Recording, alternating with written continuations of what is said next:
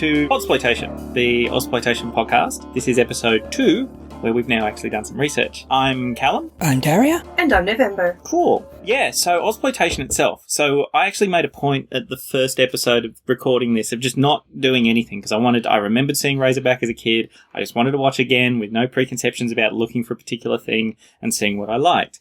What it meant is when it was that part of the podcast where we were saying, well, what's Ozploitation? I had no idea. Not in Wikipedia, though, so that's No, fair. This is true, yeah. If we can't count on Wikipedia, what are we going to do? Wikipedia and IMDb, if they both fail us, then we're How are we supposed to do our assignment without copying from Wikipedia? Exactly right. Indeed. But it did seem at one point, I think Wikipedia seemed to believe that every movie produced from 1971 to now, really, was Ozploitation in one form or another. But since then, I watched a really interesting, I was going to say goodish documentary called Not Quite Hollywood. Not Quite Hollywood. That's the one. I say it is a good documentary if you start watching about halfway through. Yeah. Did you watch it, Daria? I watched it before we were even doing this. Yeah. Bought a copy to watch, but I haven't watched it again since. Well, the start of it is like they're making an Ozploitation movie, except, it's just meant to be talking about it. Just like, yes, but we can talk about this as long as we have a stripper in the background. Like, there must be boobs on show at all times until you get to the second half of it, which is when they go into cars and martial arts and yeah. In fact, funnily enough, I'd say that what they're doing is exploiting content of the early movies so they can get as much tits and ass and occasional vomiting scenes on the screen as possible. Yes, indeed. Surely they're after a bit of artistic irony. Oh, yeah, no, absolutely. And there are reasons why they filmed it in the way that they did and so on. Yeah, so I don't know, maybe this time, because what we could do is each episode, maybe we can talk a little bit more about one thing or another, and then after we've done a few of these, we can have an informed opinion about whether we think something's an Ozploitation movie or not. And maybe you all out there will too. But from a purely nomenclature point of view, so Ozploitation movies are a subgenre of exploitation movies, which were movies that weren't necessarily deep on artistic merit or storyline or plot, but were basically a method of trying to make a successful movie without putting in too much effort. Sometimes it's just by simply making it for X and then trying to sell it for X plus Y. Sometimes it's by making a genre film. I need to apologise to all our listeners right now. It's just we have a cat who's very, very needy.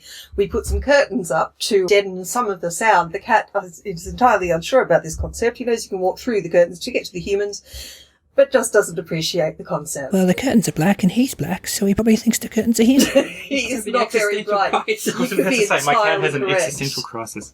We'll see what happens. Well, maybe he made some exploitation films back in the day. Could have done. Oh, that's entirely possible. Mouseploitation films. Ah, I love it. Just lots of dead mice, and therefore... So, yeah. I think Andy Warhol made that. Well, I saw an amazing piece of YouTube footage the other day of Andy Warhol eating a Hungry Jack's burger or Burger King burger. And he just films himself eating a burger and then just being really uncomfortable in front of the camera. But... And that sound is our neighbour's boyfriend's car. Lovely chap. It's quite loud, though. Nice and immersive for this month's film. Yeah, this is fantastic. Oh. And we thought the problem last one was the wind. I'll just continue writing on my notes while the car goes away. Okay, so my understanding of an exploitation film is that you try to make money by doing something exploiting something. Sometimes it's exploiting tax breaks.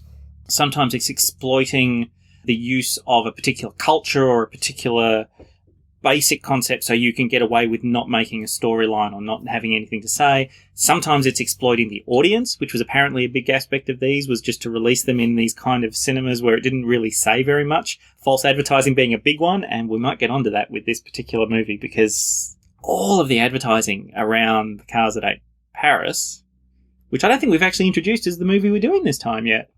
No, we haven't. You are quite right. That possibly could have come up right at the head there. Yeah. This month on Ozploitation we're covering The Cars The that Cars that Ate Paris. Les voitures qui ont mangé Paris. Really? Yeah, so The Cars that Ate Paris, and there is a very... He's fine. Okay, yeah. So false advertising, get people into the cinemas, sell it in a special way.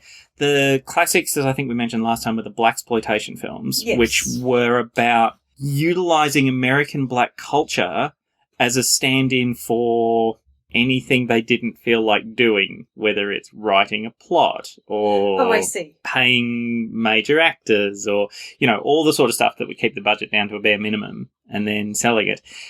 So, yeah, and then the subgenre of that being Ozploitation movies, which is a bit of a vague one, was kind of, the actual term was made up sort of on the fly by Quentin Tarantino in an interview about the utilisation of a movement that was happening anyway in Australia, which was this big push away from movies that were all arty or period pieces to subversive cinema and new wave and everything that was happening. But you could do it for cheap in Australia because nobody films in Australia, therefore you don't need to pay people big dollars.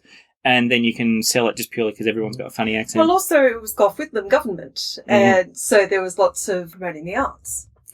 Oh, God, that was a wonderful... So it really takes off around 1974. Which, funnily enough, was when this movie was made. So, and as we mentioned before, apparently the first official Ozploitation movie is Stalk. Which looks terrible, but we will be watching that soon. And I actually listened to an interview with Bruce Spence talking about Stalk, which explains why it maybe looks the way it looks, because he kind of fell into acting a bit like Harrison Ford. Bruce Spence in every Ozploitation movie, or is that just my imagination? Well, he wasn't in the last one. He wasn't in... he didn't make an appearance in... Oh, right. I just assumed... Yeah, you're right. He didn't. It's like... But surely that was Bruce Spence. And I was like, yeah. Of course. But Bruce Spence But makes in every most of the other ones, so that's fair. Yeah. Pretty much. And Bruce Spence makes any movie better. I love Bruce Thank Spence. God. He's one of my all-time favourite actors. In fact, as was the case last time, I watched this with my flatmate, and as soon as... Well, she's also a bit of a film scholar, but not of Australian films per se, but as soon as he turns up on the screen, Bruce Spence, she says, "Isn't he the guy who always plays nutters?" Yeah. Yes, pretty much. That would be correct. Which... In fact, went on to say, doesn't he still play Nutters? Well, he plays the bottom half of Nutters. He played the Jaws of Sauron, and he played in one of the Star Wars films and a couple of other things. So, And he was in Blue World Order. yes, he was as a nutter, funnily enough. Which I guess Blue World Order might be considered an Ozploitation movie. Yeah, I was wondering that myself, too. Yeah, Have you seen it? They've extended the screenings at the Oh yeah, I went to the Q&A. Hey, I have to talk to Che whether he'd be happy having his movie considered Ozploitation. Possibly not. To be fair, we're not asking Peter Weir. No, this is true. This is true. Peter Weir's probably a bit busy and also harder to get hold of than Che.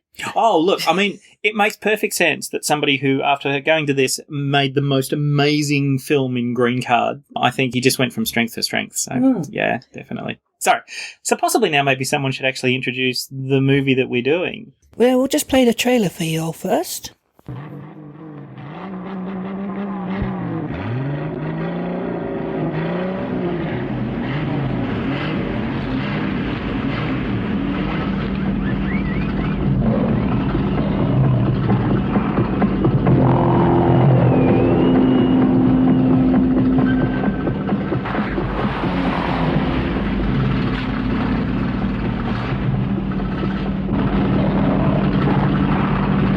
Promises great things for our town. The light is at the end of the tunnel.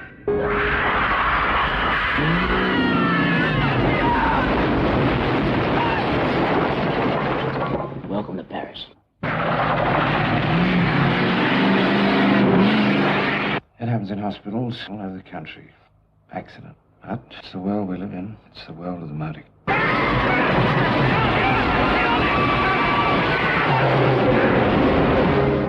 You listen to me. Now you get this into your mind. Nobody leaves Paris. No one.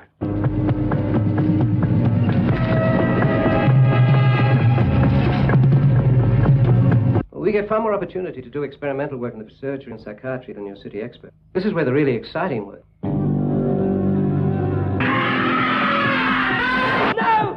I'm all right. Come on!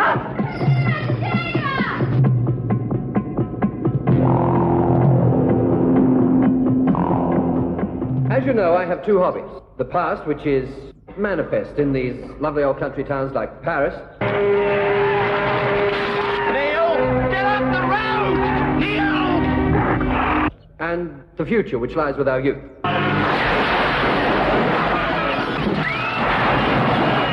I got this one. This one's mine. You slut! You irreligious bat! Steady, steady. All right, come on, come on. Have you country boys forgotten the old school war cry? Have you forgotten the meaning of those words? Woomera, woomera, babaloo, boomerang, crocodile, kookaburra, wombat, orangutan, wee-ho, way-ho, Taramanga mine, quandong, billabong, gundabluey pine, platypus, emu, wallaby, roo, ibis, bulgur, the white cockatoo, harabara, cowra, coalimine, fango, boggerine, arrowine, nevertine, yanka, hoopra, hoopra, ha, ha, ha, yanko, hallelujah,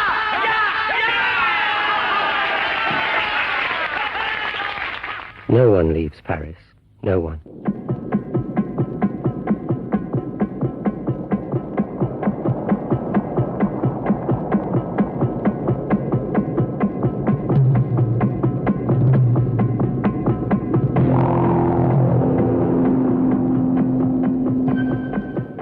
The Cars That Ate Paris, 1974.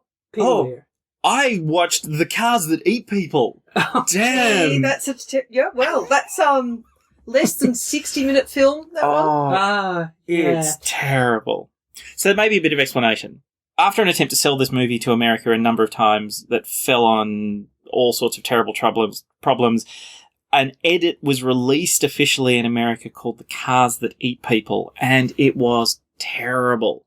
We'll get into the details, but they overdubbed the main actor with a Brooklyn accent, filling it up with a ton of exposition that wasn't really clear about that. Took a huge slice out of the middle of the film, and yeah. It is worth watching. It's free on YouTube to watch, and I would say that you were probably paying about as much as it's worth. Or possibly ask for a refund, really. Maybe, yeah. You'll certainly not get that hour of your life back. But if you can lead with the actual film, The Cars That Ate Paris, that will be the way to go. Was there anyone in this that you hated straight away? As a character, as an actor? As a character? Definitely the mayor. The mayor rubbed me up the wrong way. Yep. I don't think I came out of the gate hating anybody straight away. I didn't hate him straight away. I just liked him straight away. And then I saw his bookshelf. All the books were arranged in colour. I was like, no, you're a total wanker. He lost all respect right then. Jesus. And his obsession with The pioneers. Yeah, that's the word. Yeah.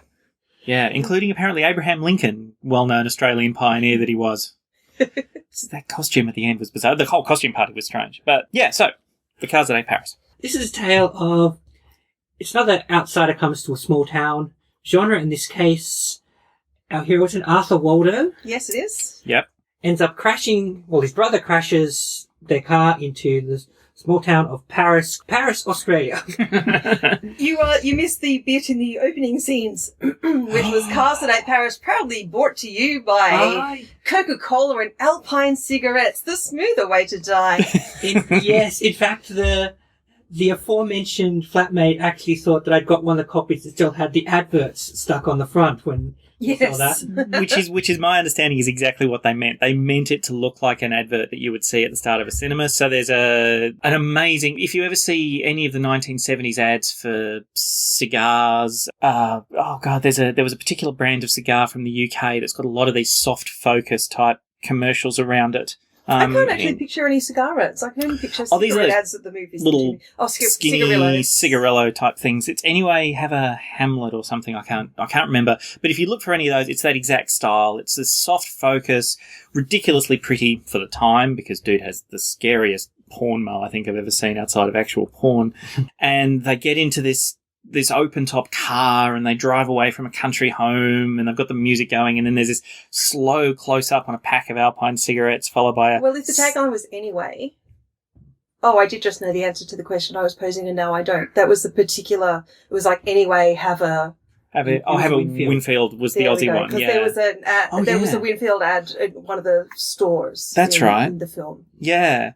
Yeah, very, very proudly prominent Alpine cigarette packet followed by a very prominent can of Coke. And it all goes lovely and wonderful, and then the music starts to go a little bit Jaws-like, and then they drive off the side of the road. Yes. Because the wheel falls off. Yes, the wheel falls off. Okay, so he'd just been... Or am I getting things out of order here? No, I think I'm getting things out of order, because they go... is it the two brothers that go and get gas? Yeah. Gallons of gas? What, from the dude's front porch? Yes, and he doesn't even seem to put the hose in the car, but I could completely ignore that. And just like, what if he's worded up down the trail to sabotage cars.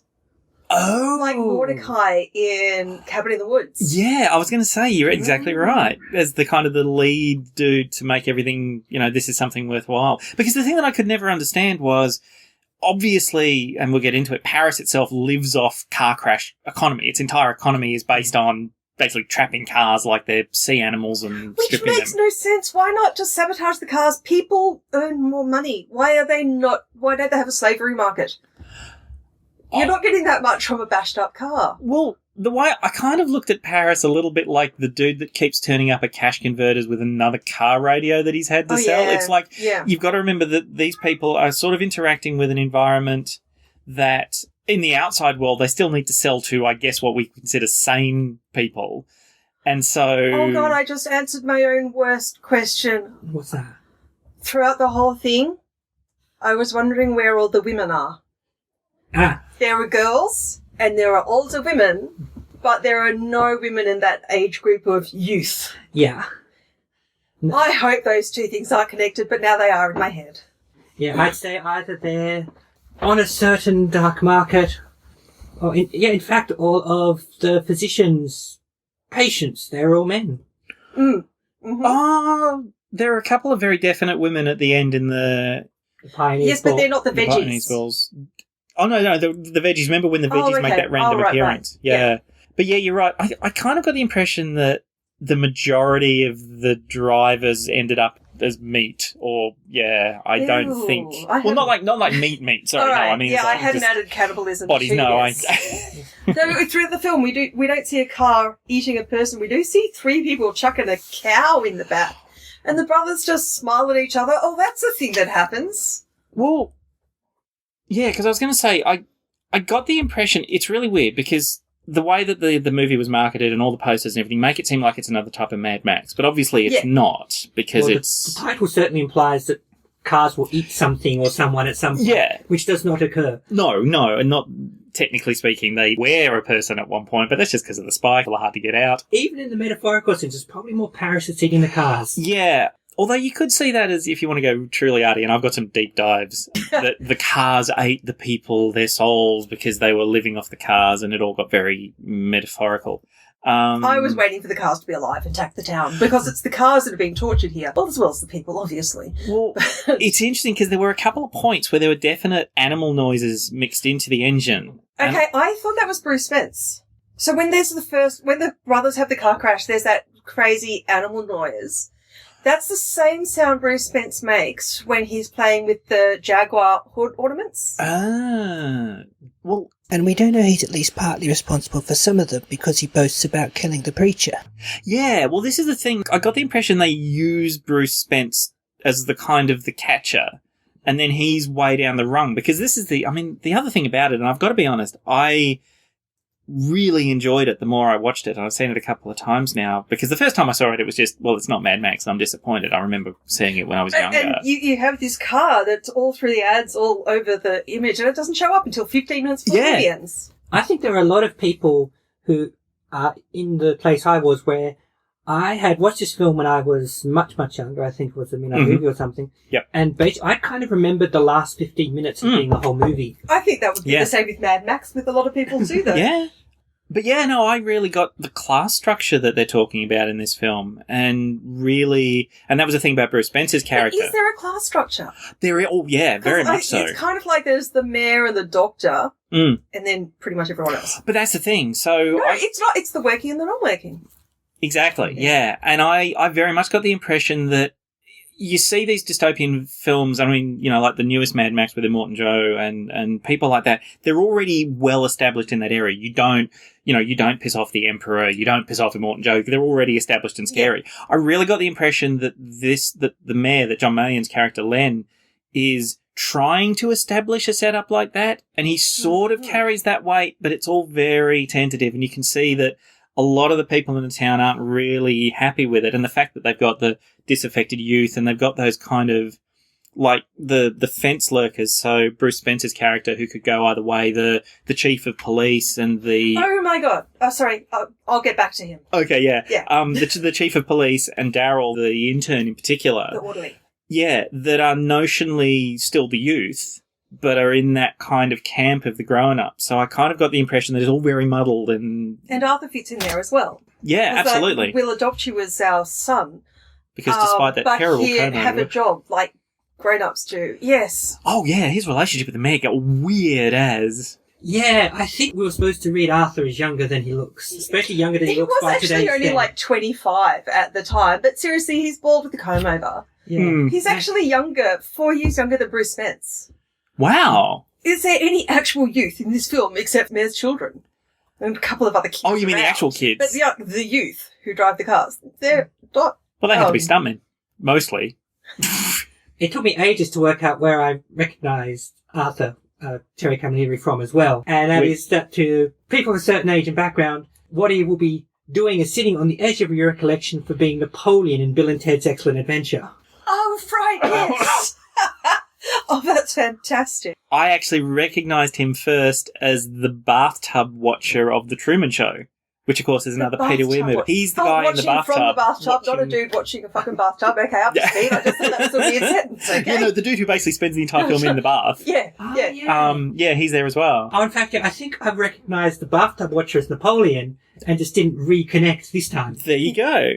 But yeah, and this is the thing, it gets really hard to describe the movie because I genuinely think that in that really art-wanky way, it is a subversive film because, you know, I wrote down on the off chance that I was the one who had to introduce it, is that it's basically the isolated craziness of Texas Chainsaw Massacre along with the struggling town of a Western with a mad scientist movie a la Island of Dr. Moreau thrown in there with a little bit of Mad Max and maybe a social commentary all wrapped up in the equivalent of The Wicker Man.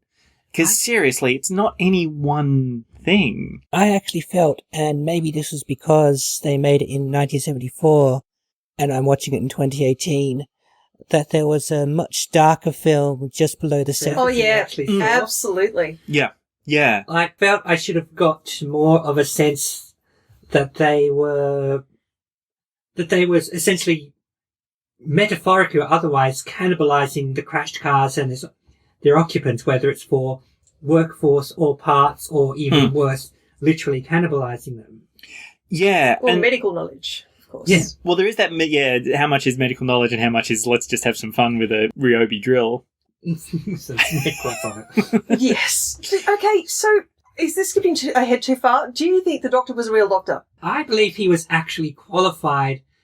Actually, no. If I was going to headcanon it, I'd believe he went to medical school, did not pass as a doctor, but got enough knowledge to make himself dangerous. Because he knows the school song that they sing at the end. Oh, yeah. I have no idea where in buttfuck New South Wales he is getting the education that he's going to be a doctor. And right toward the end, when Arthur becomes a parking superintendent, Daryl says to Arthur, so you're not going to become a doctor anymore. It's like, really? Is that what a doctor is in this town? I'm not entirely sure. Because, yeah, you're right. It's a Black and Decker drill. Yeah, it really I is. think maybe he doesn't have proper medical knowledge, that you just get promoted from orderly up to doctor like you're in The Sims. Yes, I think so, yes. And this is Multi-level marketing. Which then could be that first commentary on the society of Australia because, and I don't know if we're sort of unique in that, maybe it's a bit like America. Other than that, I don't really know of many other countries like it, where the towns themselves are so scattered that it's really difficult to get a full contingent of what you would consider to be the essential services represented in individuals. So, you know, you need a cop or two, you need a doctor or two, and even now, it's so hard to get people to go to these places that you kind of accept anyone. Because this is a town of something like call it 140 people. You don't have a permanent doctor that lives there. If you've got a doctor, they go to all these different locations. So if they've got a doctor, he's not a real doctor. No. So, yeah, but no, I really did read it in that respect, and at least whether it's intentional or not. And this is the whole thing of how much intent do you read into what was done. Because I understand from an interview with Peter Weir that his technique of actually filming was they were all learning. This is Peter Weir's first movie. There's a whole bunch of the producers were all very new. So what they did is they had an idea roughly. They would film what they had written down, but then they had, a few hours and all the camera stuff was set up. So then they'd start to improvise and they'd take some information. And Bruce Spence says that, Peter Weir was really open to suggestions from the actors. And that was what a lot of the other actors were saying too. So what they ended up with was, here is what we wanted to film, and now here's a whole lot of extra stuff, so let's go away and kind of cut it together, and how much of any message was intended. If this was a record, wouldn't you love to see the B-side? There must be... Well, I think it was Bruce Spence said he'd have no idea how much B-roll was left on the floor, but there must be hours of footage that never made it. That's the case with any film, though. Oh, yeah, but apparently even more so here, because they had, like, all the federal funding and lots of blank film and stuff, so... Did either of you have any thoughts on the cop? It took me a while to work out he in fact was a cop. Is that because he looked like an SMM Colonel Hogan? That was at least part of it, yes. Yes. Which was actually a very close outfit to the offsider of Toe Cutter in the first Mad Max movie. It was a very similar high brown jacket, beret, the scarf. I actually ended up watching sequences of Mad Max after watching this to see if it was the same outfit, which it wasn't, but it was a bit different, but it was still had very much a lot of the same reference points. And that was what I was actually going to say, because a lot of people would have gone into it thinking it's Mad Max or expecting Mad Max. Yeah. Obviously, it's not that true civilization breakdown dystopian future of Mad Max, but in that opening sequence, there's that shot where the guy's sitting there with all the various newspapers around, and you hear a couple of times the radio being broadcast throughout the movie talking about financial collapse in the Western world, and there was a sign that said, what was it? It was something like, terrible horribleness happening, Pope praise or things. Oh, Pope praise for the economy, basically. Yeah, so I kind of got the impression that they were suggesting the start of the decay of society. One of the headlines on the newspapers that they had outside the general store was the opposition warning that communism is coming. Yeah. Which is, of course, would have been a 1974 something Gough about Whitlam fear. Sociology. Sociology. Socialism. That's the one. This is because I read and noted these as, from my 2018 perspective, as some things never change. Oh, yeah, absolutely. That right now on the radio, in fact, probably even literally if I turn news radio on right now, we'd hear about how the economy's about to fall in the toilet, and that people think you're socialism or some kind of totalitarianism in some law or another. So I took that as the sort of 20th century Western world's perpetual view that their society is on the brink of collapse. It's interesting because, I mean, we do live in a world just at the moment where people believe that, we've got the climate change, we've got certain world leaders. Every generation had something that was going to kill us all. Exactly, yeah. If it was, duck and cover.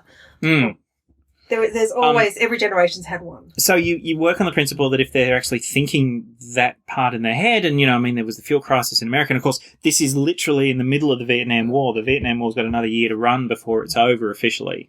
So, and that's another thing as well. There was no overt commentary about the military or Vietnam, but I do genuinely think at least part of the sensibility of that is in the film, and I've got a note on that later. Maybe that's where all the actual young people are.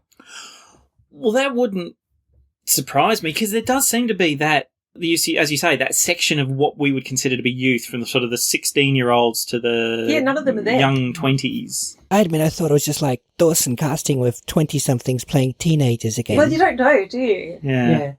And, I don't need Peter Weir to just walk out and scream, these guys are all like 35, but you're supposed to sit at 15? All right, thanks. Yeah. Like Bruce Spence was 29, but even if he had looked like he was 17, ain't no way the army was going to be accepting that kid. No. He had issues. Yeah. I mean, I don't know what politics Peter Weir has, or indeed if he feels strongly about anything in this regard, but I know that when national service and various kinds of conscriptions stopped happening in the Western world, people said, well, now there's just been no discipline for our youth. Oh, yes. And I'm wondering if, look at all these kids who are not going off to the war, they're making horrible hoon cars and crashing into Mayor's politically incorrect statues. Well, that's actually really... Because, this is one of the things that I read into the very, very end, and I don't know whether to jump to that right now. But we have jumped around already, and I've been the fault of most of it. I'm sorry. I think that's just what we do. Yeah, this is what we do. So basically, that realization at the very end, the kind of the win for Arthur, is that he can drive again, but he drives by basically smashing the orderly to pieces in his car. That's what he takes away. Back. Come on. Now!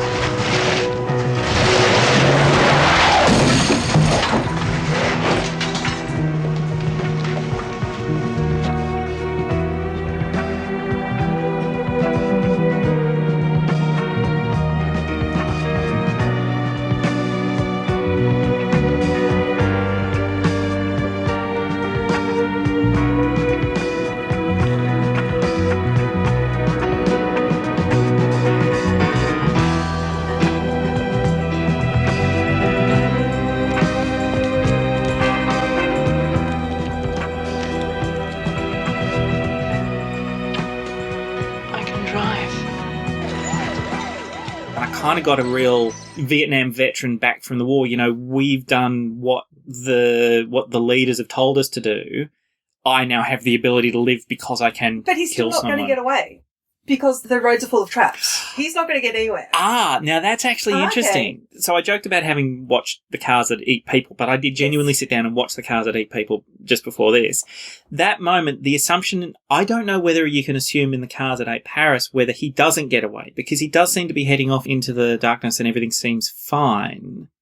But in The Cars That Eat People, it's completely overt because after the credits roll, they say they play a smash note. Oh no, or go back to the US and never think about Australia again. Well, that's actually what's really weird. I've just suddenly realised as you say this, because in The Cars That Eat People, he's actually narrating this as a moment in his life and then how he went back to America. But as the closing credits roll, you hear another car crash. It finishes on him driving out of town. Maybe it's like he's narrating from beyond the grave. But that's what I was going to say, because I kind of got the impression in this one, in the proper version, that he did get away, that he drove off and never... Look, all I know is that we know that the roads are full of traps. Yeah, that's a really good point, because they do try to stop him. Everyone else tries to walk out of town, though, which I assume is because they know there are traps there.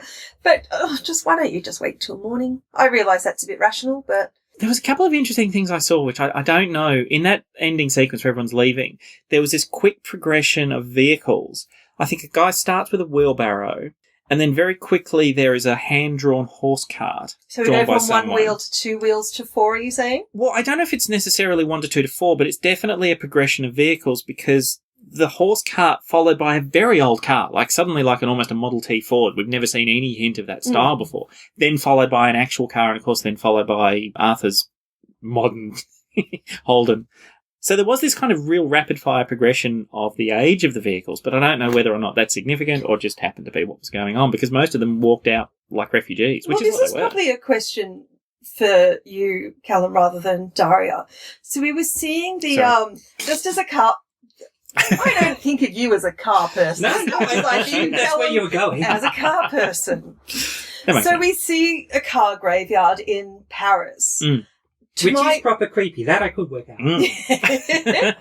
To my unknowledgeable, untrained eye, were the eras of the car shown? Like, it looked like there were older ones down the bottom and they were getting newer as it went up the hill? But that could just be my imagination. No, look, I'd want to go back and look. I didn't clock that at the time, but then that was only because all the cars looked old, because the most recent car would have been 1974 model, and I would imagine for this film they're not going to go down to a showroom and buy a brand new car and trash it. So well, then for example though, that Datsun 1600 that dies at the start, I mean, that's smashed to pieces. But, I kind of also thought there was they don't make them like they used to type thing. Okay. So these are the shells that lasted. That could be it too, because you only have to drive around country towns to see, 40, 50, 60-year-old cars now. Yeah, but still very much solid-ish, not necessarily drivable. Yeah, I don't know. It was interesting, the one thing that I did notice about that scene, especially the one where they sort of show it on the hillside in the daytime with the lovely music playing in the background, is that having recognised a couple of moments where there's animal noises, there's sheep baying.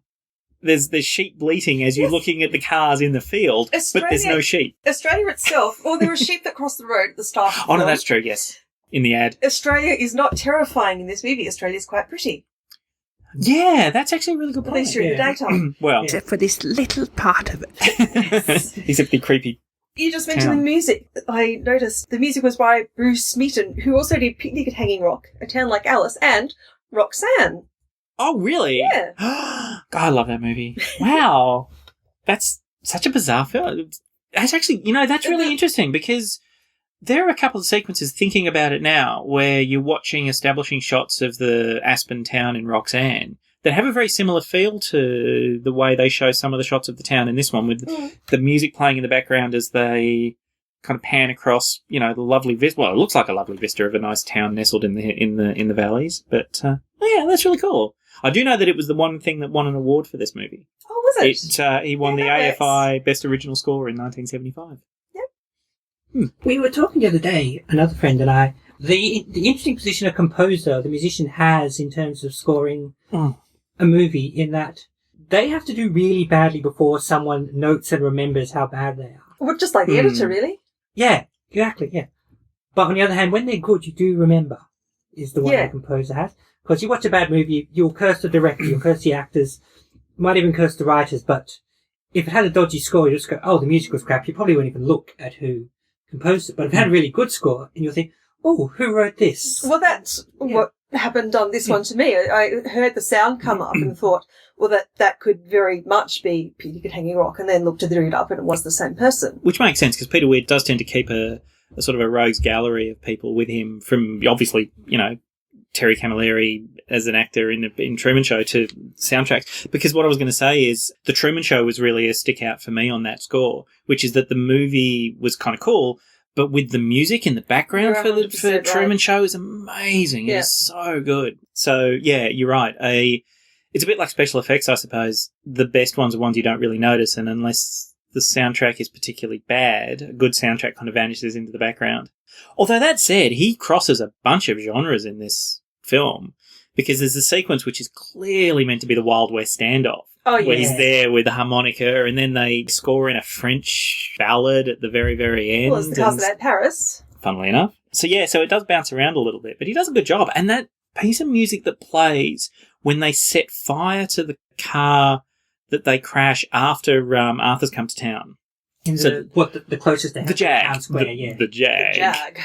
The Jag. Yeah, because I hadn't really registered it when I watched the full film. When I was watching The Cars That Eat People, I remember thinking, oh, wow, because they mucked around with the soundtrack and everything on that edit.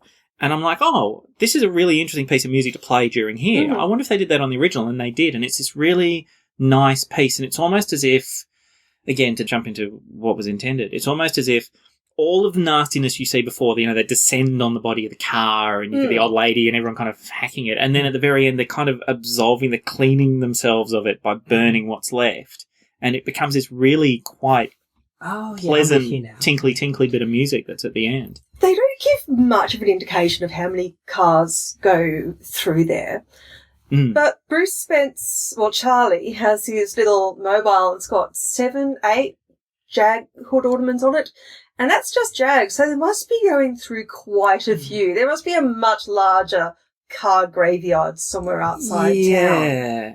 I was actually listening to someone talking about this, and apparently, because the one thing I noticed about the movie was that it wasn't really heavy in exposition. You have to basically extrapolate a heck of a lot. In fact, I thought for a while it was a completely expositionless film. But apparently that moment where he holds up the Jaguars, if you rewatch it, you realise is kind of the moment that Arthur finally realises just how significant it is. He's kind of already aware that it's a bit off.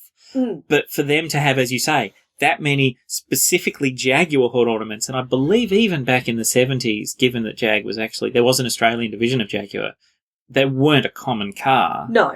To have that many, they've been doing this for a while. Even if every second weekend another Alpine Coca-Cola advert of a car comes trundling through and hurls itself down. It really bugged me when Arthur's in the hospital talking to Charlie. I think that's what it is. And Charlie says, you're lucky you're not full veg or whatever. No, that's the Darryl. Caravan... Oh, sorry, Darryl. Talking to Arthur. Because the Caravan absorbed most of the impact. How does that work? The Caravan's behind you. The Caravan did not absorb most of the impact. The Caravan's going to land on you and make more impact. Yeah, okay, that wasn't just me. Yeah, no, I remember thinking, he didn't reverse down the hill. No, exactly. Yeah. Mind you, it's Phipps. Yeah, well, this is true. Well, you see, that's the other thing too. Why did they keep Arthur? I was just Because no one leaves Paris. I was just thinking that just now. And I'm guessing there are people who are messed up and the doctor gets to do their experiments on. Every so often they get one who is good enough shape to survive and keep surviving. And they use them to basically keep up the population of the town. Remember the mayor's children are also not biologically theirs? No, that's right. So, and the daughter's got a scar suggesting that she's... Hillary. Well, it actually says in the film that they were orphans from an accident. Oh, yes. Yeah. So it's almost as though this town can't make its own new people, though I don't know why that would be. But between Arthur and the children, you start to wonder... You have to let some through because you need people for the town. It's just one of the resources. Arthur's already complicit. He's already killed 2 people in a car. he takes responsibility for his brother's death, but the reason he's not driving is because he killed an old man. And I think the mayor thinks that's what we can use to keep you in line. You've done this before, you're already at fault. What's the difference? I've just realised. Mm-hmm. This is the movie Cars, the Disney film. How? The guy has an accident and ends up in a small town that can only survive off the fact that cars come through their town. Fuck. And he can't leave. Disney's just removed the bits about eating Paris and everything's fine. You know what else it is kind of like? Hot Fuzz. Yes!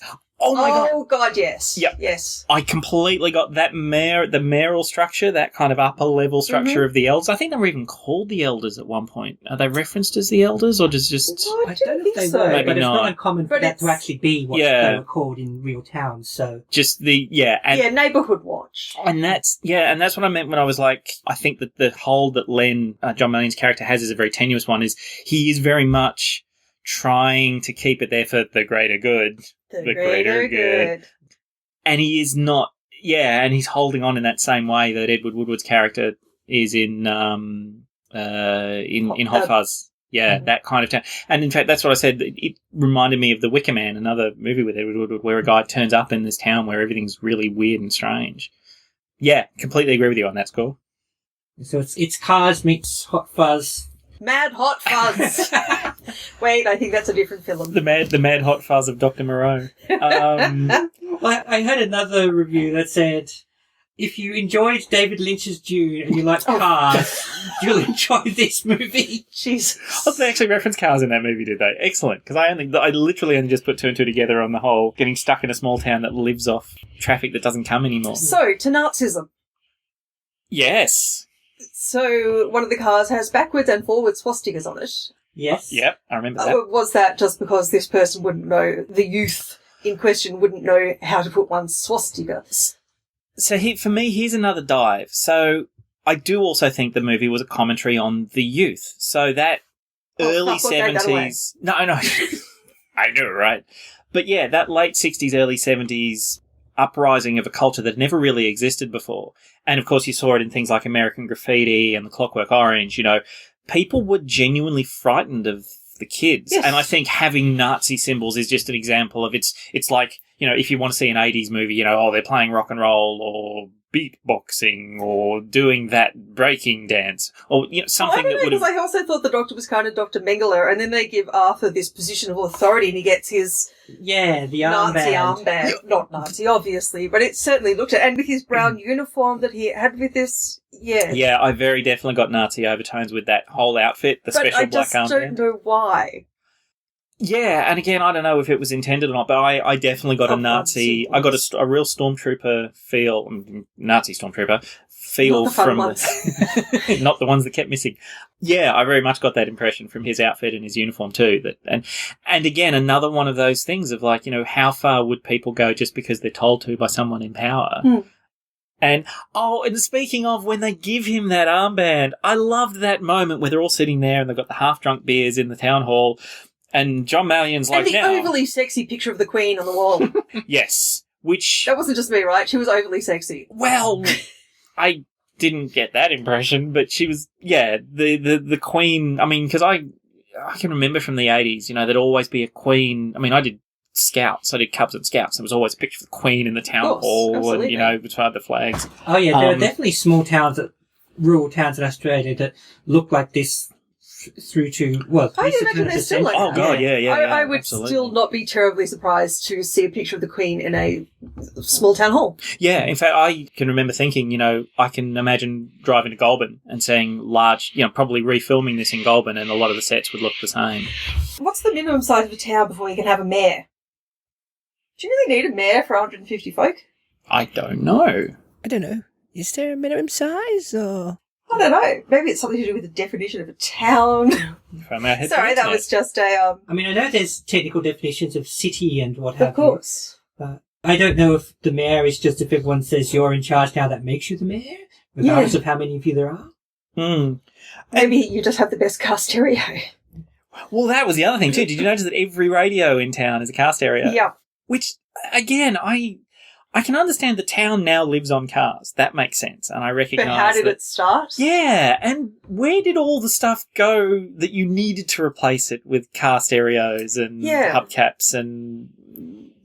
It almost needed to be set later than it is, because if this was set decades into this process, you could say that the other stuff simply broke down over time and everything ran out, and a couple of generations of unfortunate travellers have replaced everything. But there wasn't quite as much time for that to happen by 1974. Because they've only got a couple of people in the whole town that would actually earn a wage. I'm assuming the mayor does, then there's the doctor and possibly the parking superintendent. But very few of them seem to actually have a job that would pay money, so they rely on the barter system. Yeah, which is, where you see the guy, getting a pair of shoes in lieu of food, which he then, he takes the food. And somehow they unconsciously know exactly how much it's worth. Because as it's like a opposed jacket and shoes is like, one small tin of beans? Damn, we're going to have to kill some more people. Yeah, I reckon. Because that was the thing, because, having seen the barter system in, say, Force Awakens, I guess, is probably the most recent example where, she's handing over chunks of Star Destroyer for portions. And the person who's receiving it is actually explaining every time how much it's worth. Yeah. They can somehow psychically know. Anything. Yeah, exactly. Yeah. Which is why Daryl has a massive tin of dog food behind him and a banana. I'd love to know. Yeah, well, he was eating a banana when he was talking to Arthur. Oh, yeah, no, he had this 2 giant hands of bananas. Yeah. Many hands of bananas. And was one of the recent crashes a fruit truck? I couldn't work out where bananas came from. Because this is the thing, you can't make food out of bits of cars. No. Not I'm aware of. And I don't think, even if the town only has 150 or so people, you would have to have a lot of crashes of cars that usually have only 1 or 2 people in them. Because they said they used to get a lot of caravans, but they don't any longer, and it's certainly not going to be a major trucking route. Yeah, and this is that whole power structure again, where the mayor stands and watches them descend, almost like carrion birds on the Jag. And he's passed the radio as his kind of accepted spoils. And that's actually when Charlie, Bruce Spencer's character, finally loses it, because he gets angry about the fact that he's the one who keeps catching them and they never give him anything. So he then takes out the Reverend in his little mini... And puts his collar on straight away. Oh, so creepy. And that's when the mayor loses his crap. Yeah, because he's being anti-religious. It's like, this is not what one does in a... You're religious bastard or something. Yeah. I got this one.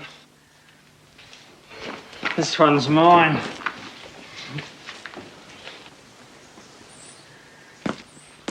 You bastard. You irreligious bastard. They took a long time to decide they were going to be a sweary movie. I think it was about 3/4 of the way through before someone starts to say fuck, and then all of a sudden it's fucking this and fucking that at the very end. So I didn't notice, but I think there was like that. I wonder if the pastor had been there long enough that he was sort of a real person to the mayor, as well as the religious thing. I got the impression he hadn't. I thought it was because that Arthur wanted to speak to the Reverend.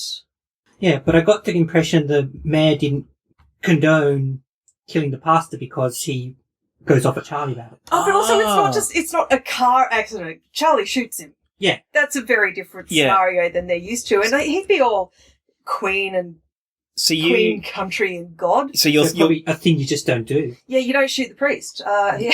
So that's what I was going to say. So you're suspecting a who will rid me of this troublesome priest type thing, where maybe the mayor has let it be known that he's angry at the priest but doesn't want anything done, and then Charlie is Thomas certainly Beckett doesn't want this person shot. Yes, or beheaded. Shot is hard to answer for. Actually, the Reverend's head is completely blown off, isn't it? So it almost is who will rid me of this troublesome priest, because the mayor basically is not happy. And then the next we see is that Charlie may be in the role of, is it Thomas Beckett or Thomas Beckett? I can never remember which one it was. But he basically, went to the church and then cleaved off the priest's head. And then, has like, that's not quite what I meant. I was just I was just venting, damn it. But that Charlie finally kind of snaps a little bit and says, I want my spoils. Yeah, but no, I kind of got the impression that the priest was sort of newish. So there's a couple of people that appear in the town briefly.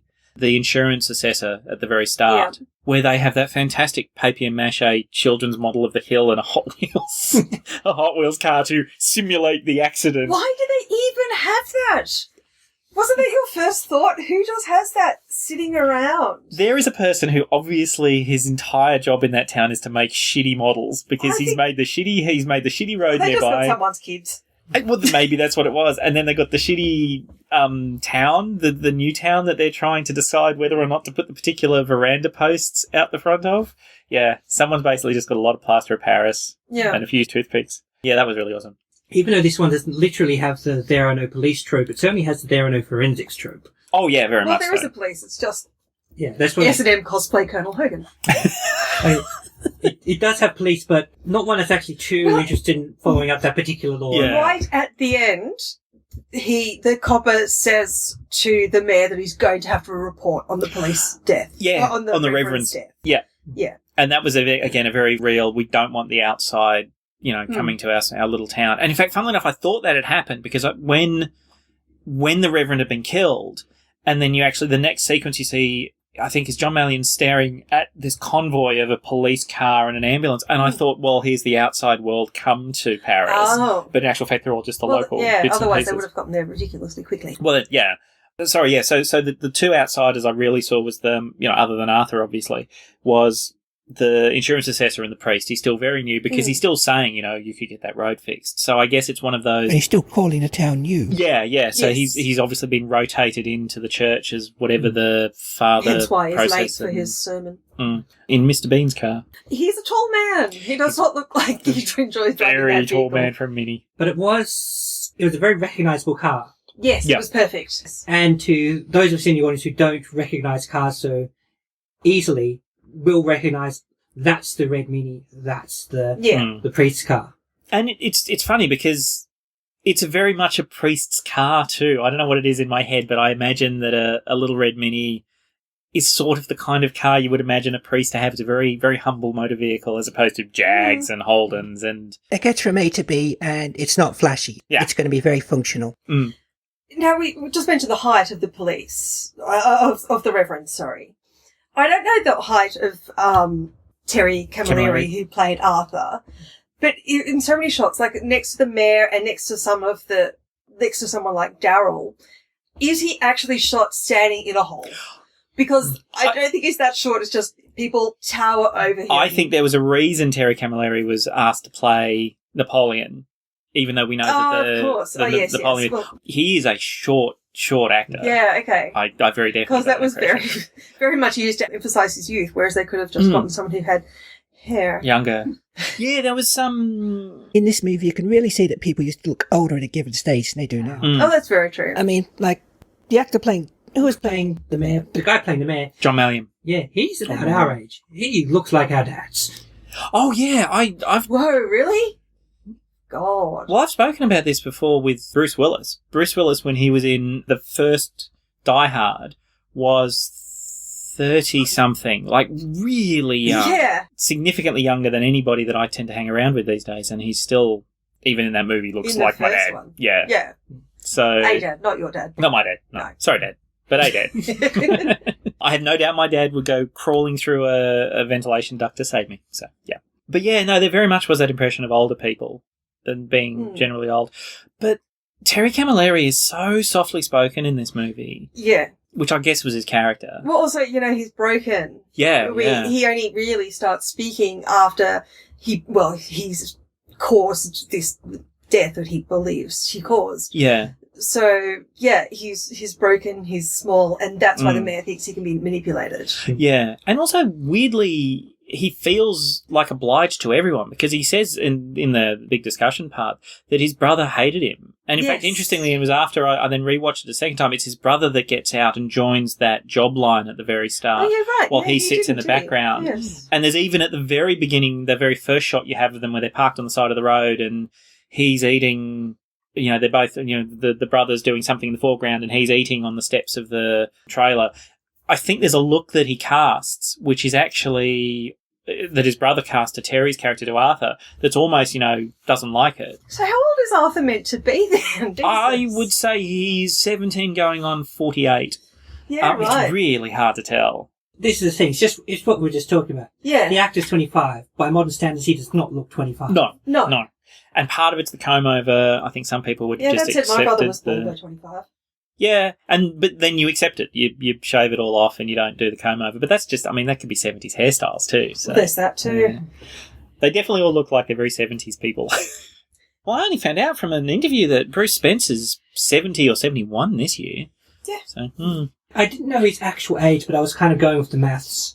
He's been around that long. That yeah. It must have clocked up the years sooner or later. Yeah, pretty much. He's pretty much ridden the entire wave of Ozploitation movies. That's Very really much so. cool. He's the face of Ozploitation. I so would love to interview Bruce Spence or talk to Bruce Spence sometime. He's a... And we were talking before about does Blue World Order count as exploitation? Well, at least one credential it has. Damn Skippy. Yep, absolutely it does. Well, it's two because Well, we've got Jack Thompson. maybe we don't divide Ozploitation. It's just, is Bruce Spence in it? Then yes. Then yes, it is That's Ozploitation. As That long as it's sounds made in great. Australia. I think we were talking last time is that there's going to be certain actors that just keep cropping up, partly because that's the way a smaller film industry works in general, but I think partly because you just get that, I don't say stank, that's the wrong word, but you get that, I know, you get that aroma or that air that's of a better. particular... Oh, I don't know exactly what I mean, but you know, in a It's the vibe of the thing. The vibe of the thing. It's the Marbo. Actually, and speaking of Marbo, let's discuss the dear elephant God. that's not in the room. Uh-huh. Yeah, it's outside of the lawn, made of concrete. Yeah, which is Mayor's the Aboriginal. complete the complete lack of any actual Aboriginals in this, and only I'm not surprised by it two at all. references. No, it completely is of its era. But The how many Aboriginals in Blue World Order? Just the most recent film we're talking about. Yeah, but Just pick, any. But this is the thing. I think Blue World Order isn't actually set in a. Oh no, it is set in the Southern It's set Hemisphere. in Canberra, dude. Yeah. No, I wanna say- seriously, we ignore our black people here. No, this we is do. nothing to do We with do. 1974. You're right. It's not the cars that ate Paris. It's Well, Australian racism. I will. Yes, it is inherent racism because I will say that Sorry, there are Shay, I'm not calling you racist. No. Fuck, that came out terribly. there are two Aboriginals in this movie. If you want to class it as the entirety of their appearance, one of them is the appalling Piccaninny statue that the mayor's got on the Yes. front lawn, which he's so angry about having been broken by the cars when they drive through his front lawn. Again, I'm thinking maybe the third or fourth time they've done it because the house has already been repaired. Why is And then- every house being repaired all the time? It's the youth. But the second Aboriginal appearance is, of course, one of the veggies is made up as an Aboriginal Blackface. at the end. And Yeah, that's with right. After Chinaman comes wandering Oh, through yeah, the that was party. classic. Oh, God, yeah. So there are some moments which just, cringed. And like the previous movie, and I'm sure like many others will see, I'm so happy that those sequences make me so uncomfortable. I would hate to be in an era where that kind of stuff is just normal. Anyway, sorry, yes. Well, they make Arthur the parking superintendent. The Nazi intended. The parking Nazi. You've got more land than people. Who cares about parking in They a tiny don't. town like that? Why do we need this position? Further attempts to quash his will. Oh. He is not very good at telling his people to move on. He Right. has some success with Darryl, and then shortly afterwards, everyone brings their Frankenmobiles out into the street, and it's just little Arthur's going, "Oh, you guys, you can't really park here," and that's obviously not going to work. Yeah. And can I say, Daryl's really good about it. Yeah, no worries, all right, yeah. Oh, how you doing? Everyone's so friendly to each other, but then he Daryl gets waits. really pissed. Yeah. The first time that Arthur wants Daryl to move the car, Daryl waits until he gets some kind of signal from two other cars in the background. Yeah. But it's obviously a major problem. The mayor and company already know it's a major problem that there is all this car problem going on in the car. Going on in the town. The problem isn't parking, though, is it? Yeah, but they know that it results in cars being where they ostensibly shouldn't. Yeah. And they know that Arthur is going to have no success with this, but he's just going to have his will crossed further and further because each time he's going to fail. Yeah. On the 1% chance he is successful, then great, they've managed to get their hooks into the youth, but that's really not going to happen. So it's basically a win-win situation. Either Arthur fixes the problem, or it's just something else that's going to just... And then as the mayor, he comes running home to me. Yeah. And gives me more control. So what is the mayor's relationship with Arthur? So this is what weirded me out. They let him live. And we've seen from the guy that is dragged to the operating table afterwards. What was that? That it's not just because he is completely okay. No. Because the other guy's pretty much okay. He's just got a few wounds. speaking. Yeah. And obviously Arthur was wounded a little bit because or injured a little bit. So then they bring him into the home. The mayor's decided he's going to keep him as a pet. Yeah. Then he says, okay, now you need to leave. Treats him very much like a recalcitrant son, says, okay, you've got to get your own place. And he's like, I thought I could live here. And he's like, no, you need to, you can be put up at the pub. Then he sees him about to talk to the Reverend, so he says, yeah, I need a son. Yeah. I thought for a second there was some weird semi-sexual tension between the wives. I thought it was he's going to spill his stories to the outside. I better keep him in check. Arthur, I wanted to talk to you today. I wanted to talk to you very seriously. I'm a great family man. I always have been. I love my family, and I've always taught them to be frank and to be honest.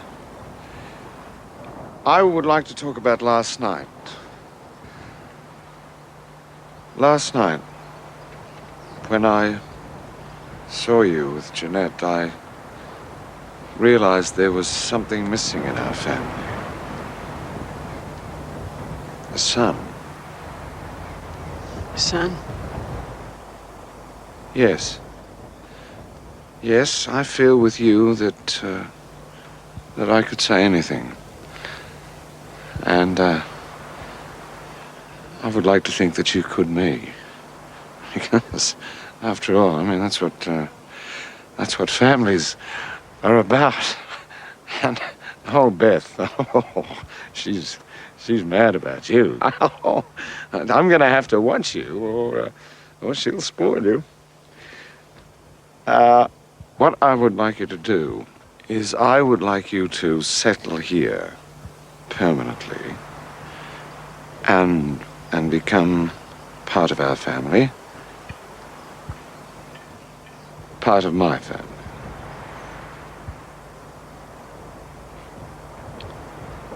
That means I stay with your family. That's right.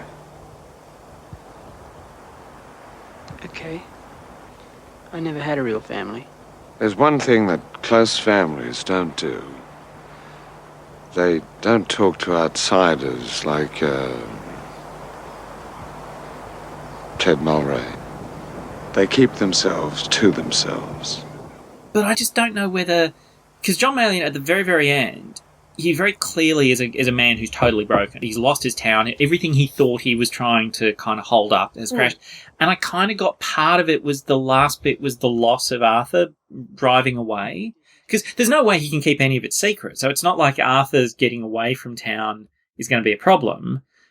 But he kind of yells at him like a recalcitrant son. So does he consider him his son? Does he consider him a friend? Does he consider him a pet? He doesn't consider him a friend. No. He certainly doesn't consider him an equal. No. I get the idea, partly from one of the town hall meetings, that every so often there's a victim survivor who they think has something in them that makes them a worthy inhabitant of the town. Yeah. The X Factor. Either people aren't having babies, or if they are, they're still babies and aren't going to be in any kind of position to do anything for a good many years. So they need to bring in some of these people to beef up the adult population of the town and actually keep things running. Yeah. And I don't know how they make this assessment because he's unconscious. Yeah. But I think every so often they go, this is someone we can work with, or it's by subjugation, or whether it's because they're clever enough we can work with them, or whatever. That they said, this one will become a Parisian. And I got that impression from the town meeting because someone said, oh, what are we going to do about our visitor? Yeah. Or he's going to become a Parisian. And you get the impression that this is something that can, but will not necessarily happen. Even before that, the mayor says, we're keeping him.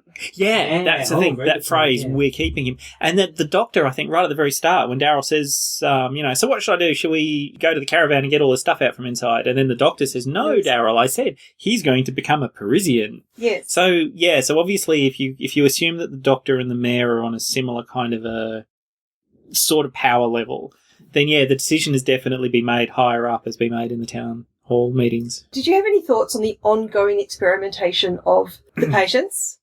Because their heads are always bandaged. Now, I get if you have a head injury, your head is bandaged. It doesn't stay that way for long. So how much ongoing work and operations is happening in this hospital? Right. Just two more things. One, the doctor. Now, I get my orders from him, and you get your orders from me, right? Right, okay. And the other thing is the patients. Now, most of the people here are accident victims, so what you got are your veggies. Veggies. Yeah, now these are people who've been in accidents that are so bad that their minds all get scrambled up like scrambled eggs, right? Yeah. In any case, you've got your full veggies, but I doubt if you'll actually see them. I don't think you'll have much to do with them, no. And then there's your half veggies and your quarter veggies. Like Leslie here. He used to be a bank manager. Did you, Leslie, eh? All right. Cup of tea, eh? Yes, right. Come on. I think what he said to Arthur was technically true. That he's experimenting. Does a lot of psychological and mental experimentation. You see, out here in the country, we get far more opportunity to do experimental work in the field of surgery and psychiatry than your city experts. This is where the really exciting work is being done. Just some of that is more... Black and Deckery. Yes. Black and Deckery, I love it. Yeah, can I just take 2 seconds to say how fucking creepy is a rice bubble box that's covered in eyes. Yes. That costume when that one walked through the door was freaking amazing. But yeah, all those weird semi-veggies that are leaning against the windows and staring and stuff. So strange. In fact, maybe the doctor is someone who did come into town, but is someone who, rather than being subjugated by the mayor, they actually reached an agreement sort of, I've got no motivation to go and grass you up and tell you what's going on here. On the other hand, I could use somewhere to do my experiments and a fresh supply of subjects to do them on. Yeah, so all those meaty bits you keep doing X, Y, or Z with up until now, let's play around with them. Yeah, which again, how did we just psychologically discover that Arthur was fine to stay? But yeah, that again, it seemed like another. And this is what I mean when I say that the movie's very subversive, is that could be a plot in and of itself. Town getting experimental people. You could park, no pun intended, all the car stuff aside, and just say, here is a town where they experiment on people. And, the big reveal is he finally goes up to the second level in the hospital, and there they all are. And it's dropped. It's not really expanded beyond here's a bunch of people that are now dancing in the costume party. But I don't think that that's necessarily a bad thing. I think that, Peter Weir probably genuinely wanted to say, well, it's not one of this, it's not this, it's not this, it's not this. You can't really corner this movie into any one thing. It's not a slasher flick, it's not a science, mad scientist movie or whatever. It is what it is. And that's one of the reasons it didn't make a whole bunch of money back in the day, because they didn't know how to market it. Yeah. Yeah. Well, they tried to get an opening at Cannes. Apparently. And were rejected, but still open, but not on the circuit, not on the film festival. Yeah, and apparently the reception from people who watched it was great. Everyone loved it. And not Val Morgan, Village Roadshow said, we're going to release it. And they pulled out, I think. And Roger Corman said he was going to release it. I mean, Roger Corman famously at the B-grade scene. I don't know if it was that. Apparently he was right down to a full negotiation. Okay. In fact, it was really funny because an interview I heard with one of the producers in particular is I think he threw a few noses out of joint because he then released a film called Death Race 2000, which I haven't actually seen yet, but apparently it follows a lot of the similar beats to this movie. And they kind of feel a bit like he ripped them off. So he basically just kept them on side to kind of really, deconstruct the movie and put it back together the way he wanted it. And then he released an entire different film. But yeah, it looked like it was all good. It only cost $250,000 to make, which, in comparison to, was it 5-point-something million for Razorback? That was not a small amount. Yeah, this was going to be a relatively sort of tight budget film that was scheduled and slated to make a hell of a lot and just never took off. Although it is now a cult hit, so I'm pretty sure they've made their money back and it all keeps trickling in. Yeah, well, I mean, now you can pitch it as, here's this weird cult hit from 1974. Yeah, absolutely. Yes. Whereas there was not so much of an art house or non-traditional genre circuit in 1974. Yeah. They certainly couldn't go, well, you'll build an audience on video and streaming or anything like that. And to pitch it as a straightforward horror movie, well, if you sold that and you went and saw this, you'd think, this wasn't the movie I was expecting. Yeah. It certainly wasn't going to be the movie people were expecting from the movie posters and things with a massive spiky V-dub beetle front and centre. No. Yeah, one of the poster artists really didn't get the memo, as they actually have images of Paris, France being developed. Excellent. I haven't seen that one. That's awesome. But yeah, because it's really interesting to see where it sits in the scope. So I put a couple of notes on this one. So Wake in Fright which this movie has got some very similar beats of, a guy coming to a town that's very dystopian in the nature of what Stranger it coming is. to weird small town is fairly common. Yeah, absolutely. So that was It's a genre in itself. Almost. Yeah. very much so. So that was 1971. This movie was 74. Same year I was born, by the way. Mad Max didn't actually come out until 1979. So this was definitely not influenced by. And then you look at the other movies from around the world that I remember thinking this seems a lot like X, Y, and Z. Certainly Clockwork Orange, The Wicker Man, and American Graffiti had all come out before it. American Graffiti and The Wicker Man were both 1973. Clockwork Orange was 1971. But then Texas Chainsaw Massacre was the same year that this one was released. So 74. they wouldn't have seen it 74. Yeah. Is it really? So, yeah. So, yeah, I don't know. In some ways, I think this one stands alone, or stands as its own film, not really overly influenced by anything else. Whereas, Razorback, we were pretty comfortable, was at least partly influenced by Jaws. Yes. Yeah, and maybe it's because it is the first of its kind that it is so disjointed, I guess. That's what I kind of really took away from it, is that it really didn't feel like any one type of movie. And as part of what I was saying before, earlier, about there being a darker film bubbling below the surface of this one, because there are kind of patches reminding us of other movies. Granted, the outsider coming to the weird small town, that could be anything. That's every other classic British horror film. But once you get to the everything here is made of remnants of car crashes thing, and then that becomes... Soylent Green has VWs. Soylent Green is jazz. But moreover, even though that doesn't disappear, it doesn't really factor into the rest of the story. Yeah, no. If you just had, this is a freaky ass little town and Arthur eventually breaks free from the influence of it all, it wouldn't actually damage the story much. And in fact, that's the thing. When I first watched it again recently, I'm like, well, this was never one film. This was bad because it wasn't an X, it wasn't a Y, it wasn't a Z. And I remember thinking, if you just re-edited it, if you got a bit more of this or a bit more of that, you could make it a creepy town in the middle of nowhere. You could make it or whatever. But I actually now, having thought about it and thought about the effect it had, kind of like the fact that it's not any one thing, but it's this nice little mishmash. So you can more or less think of it as anything. You can take it away as you can take it away as a story about a man who learns to drive again. That's a remarkably innocent reading. Yeah. It's this wonderful... That's very Disney. That's crying out for those recut trailers. Where they change the genre of a film, doing a fan trailer like the one that does the Wicker Man remake as a romantic comedy. Oh, fabulous. Yes. Arthur had problems. Fortunately, he met a loving community, someone willing to take him on as his son, and learn to drive again. So let's talk about the Mad Max bit. Because... Which bit? The bit which then goes Mad Max at the end. That really bizarre switch. Because I don't know, to you, I mean, that was... I don't know, to you. To me, that did seem like almost a massive tonal shift. Okay, you're going to have to tell me what specifically you want to talk about. Basically, the night of the party. So, so the party happens. It's already feeling very, very weird.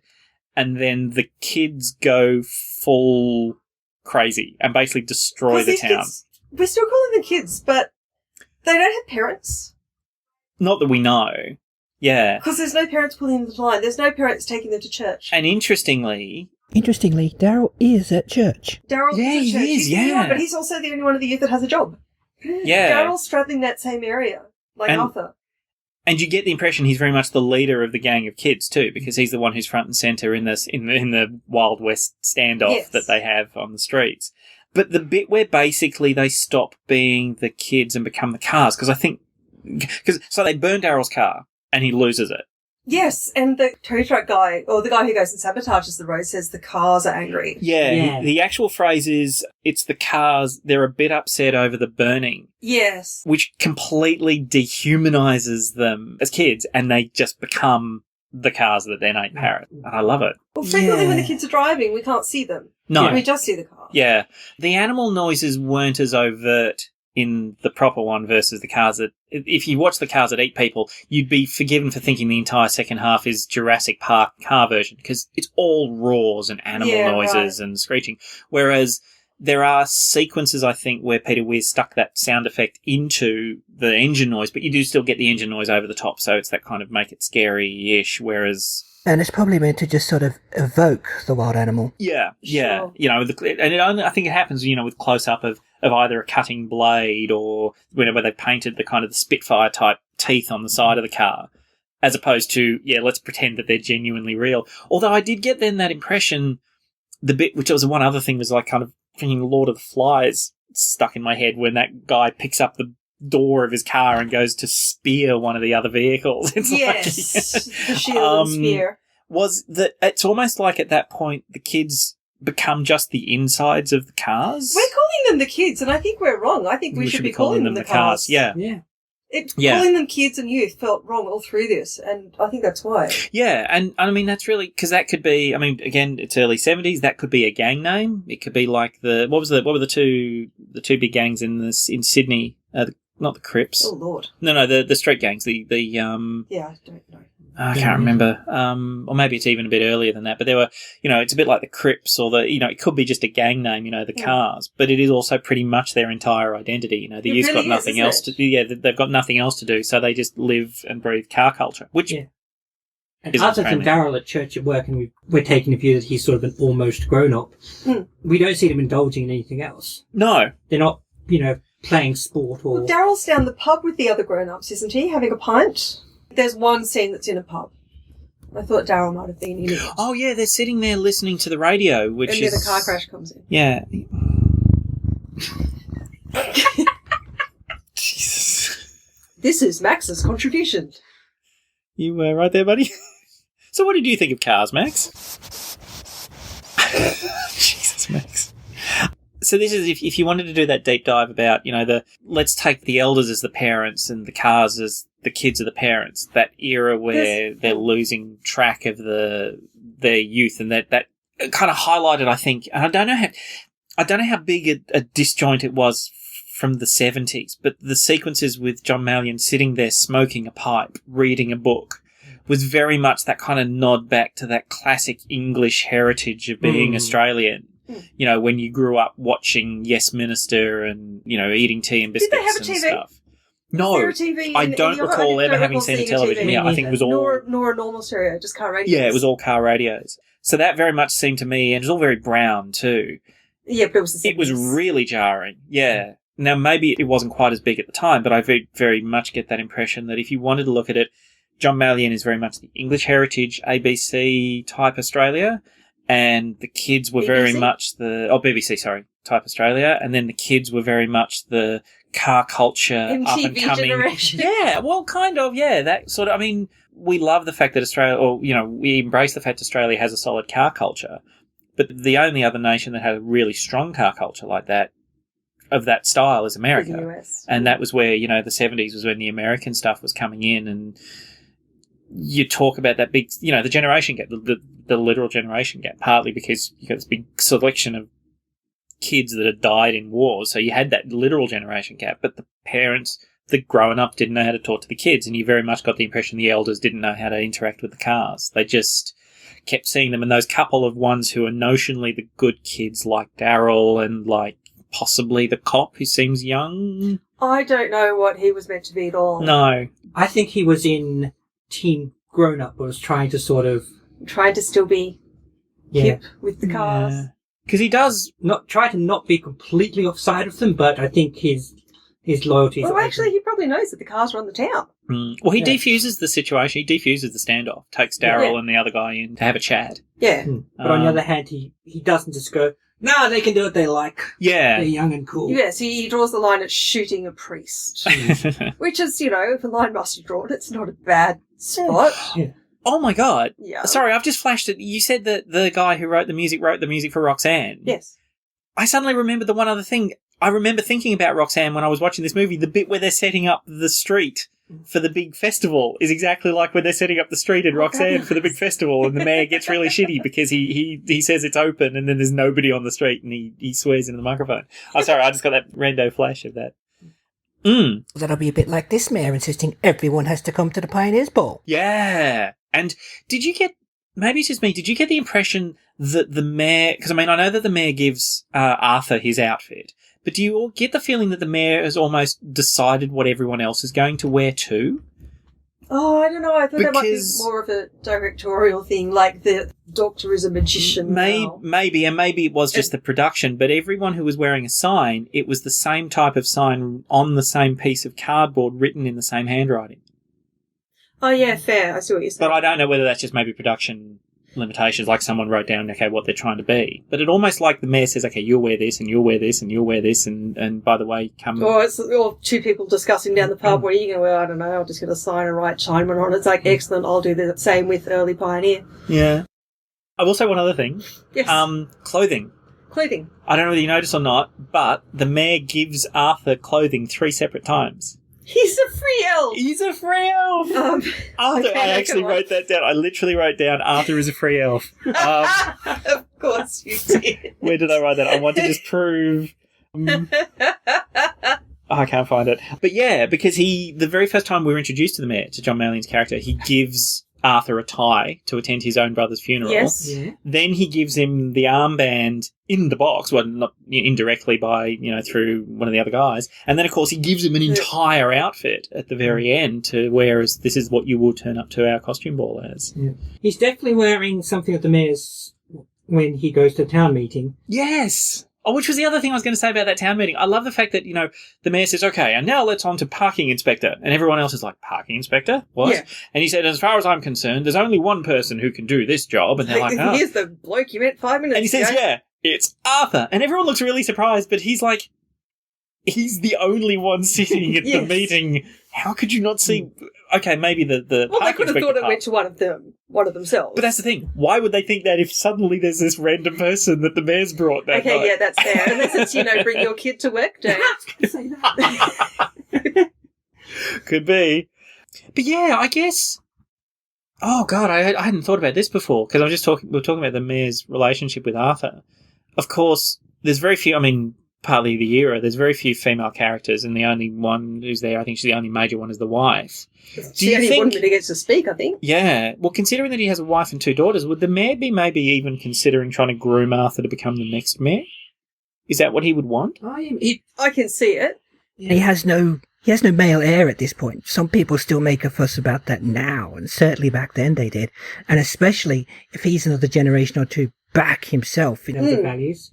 Yeah, because I can't really think, because that's the one thing is I do very definitely get the impression that the mayor wants to keep things going the way they are. It's not a power thing for him. It's this is the way the town should be, and we must keep the town as it is. And part of that has surely got to recognise that he's not going to live forever. Don't know. And if you can mould this guy, if you can subjugate his will, you can basically shape what's left of it into whatever you need. Yeah, and all those little Because we don't things. have much of a sense of time, do we? We don't know how long he's known Arthur, but it seems like a very short period. It does, yeah. And I must admit, I got the impression we are only talking maybe a couple of weeks, a week or two. I don't think there was anywhere near the disjointed level of time that we got from Razorback. No. There was no direct indications of time except for a few day-night cycles, but yeah, no one said And we anything. know seasons didn't change, because usually it would freak me out if people are burning things out in the bush, but people were rugged up in warmer clothes, so it wasn't summer. Yeah. Oh, yeah, that was actually something else that really struck me. So when I was looking at what had come beforehand, the mayor's car is a vehicle... Yeah, what is the mayor's car? It's called a DeSoto. I can't remember the actual type. It's a DeSoto. And it says Desot on it because the O is fallen off the end. But the sequence, it looks really, really similar to Christine. The colour scheme and everything else is very similar to Christine. And in fact, there's the sequence where after he's spoken to the Reverend, the mayor goes after him in the car and sort of chases him through. Yeah. Yes, right. And I remember thinking, man, this is really reminiscent of Christine. But yeah, Christine itself was only written in 1983. So I'm curious to know whether Stephen King will have seen this film. It just bugged me in the same way as every car thing does when there's a car. If it's chasing you down or following you and you think it might hit you and you're in a wooded area, just go down behind a damn tree. Well, why run away in a straight line? A tree stops the car. Yeah, and that was the thing that was really weird. Like the first time that Arthur tries to leave the town and he gets to the point where the 2 cars are on the road and then he just turns around and sort of walks away. Because it wouldn't have occurred to me that they were revving and trying to chase me back to what I was doing. I would have just thought, they're doing their own thing, I'll walk around. Yeah, or if I do feel that they're going to come after me, I'd get off the road. Yeah. But he turns... Do the cars, the young people, have any investment in keeping people in town. Yeah. Maybe they get a bonus. Maybe that's some weird interaction between the mayor and Daryl that we weren't privy to. He's like the liaison between generations. Yeah. Actually, that really works as a role, what you've just said. What's that? As a liaison between the two groups. That really works. When they drive over the mayor's front lawn that night, the thing they're shitty about is that they don't get the pics of some of the bits of the cars. You actually hear Daryl's yelling, saying, how about some tyres? It's a bit rough running on these steel rims. Yeah. So they're aware of the economy and they want to be a part of it. They want part of that. And this is that whole disenfranchised youth again. Mm-hmm. It's not that they are having a go for no reason. It's like, this is our economy. This is how we work. We want to be part of it and we want to be considered. Because they are doing all the work. They are, yeah. And again, it's sort of that era of the 1970s, maybe nod to Vietnam or not, you send a lot of the kids away in the jungle to do the dirty work of the politicians and the leaders back home. I like it. That was one of my deep dives. Yeah, I like it. So yeah, they're really shitty that they've done all the which is also what Charlie says. I mean, Charlie says it really overtly. I do all the work and I want my fair share. This is mine. I got this one myself. And actually, again... And I never done nothing wrong. Oh, you always did everything? Yeah. Wrong? Okay, that was done. And this then tied in again to that whole Vietnam image in my head, which is the horror that they see of having a blood-soaked guy turn up. Yeah. Now, there were a couple of... And again, this is where I go way beyond probably what Peter Weir even intended. There were some very famous events that occurred in the Vietnamese conflict that were broadcast, basically, that people immediately found out what had happened. I wonder how frequently the name Charlie came up, too, like 2 Point Charlie, for example. Yeah. And so they got it in their doorstep and on their nightly news in a way they'd never had before, and an awareness of what they'd made the kids do. If you wanted to go into that zone, you could kind of read Charlie's covered in blood and horribleness as a bit of the elders suddenly realising what they'd made their younger kids do. Ah. I got this one. This one's mine.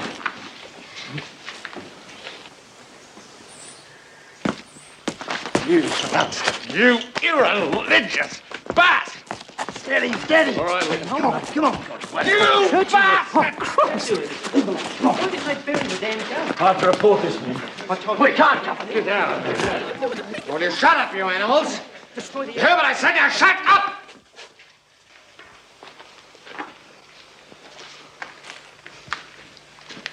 Max, go to the door, see that no one goes up.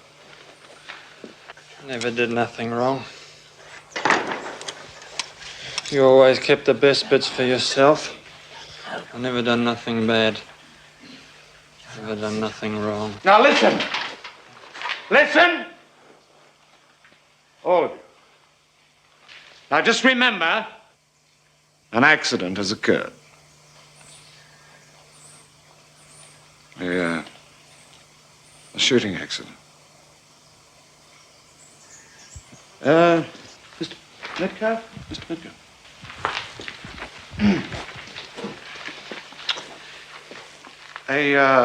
A shooting accident has occurred. Would you say that?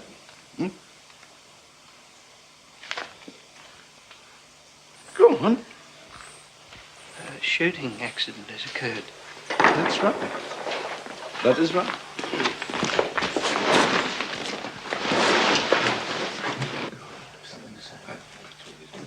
This had better not interfere with my work. I haven't finished my work.